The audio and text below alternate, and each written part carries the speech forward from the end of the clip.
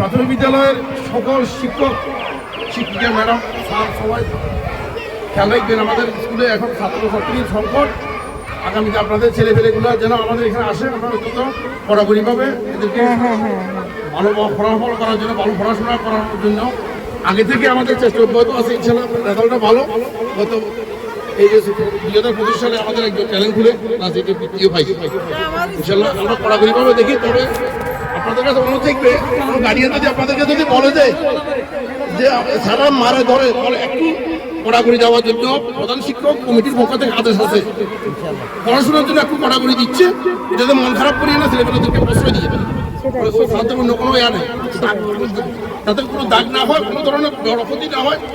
ইনশাল্লাহ আমরা সেটা নিশ্চিত করবো। ইনশাল্লাহ আমার কোনো ক্ষতি হবে না। তবে স্টুডেন্টদের উপকারের জন্য যেটা শাসন করা দরকার, যতটুকু না করলে নয় সেটা করা হবে।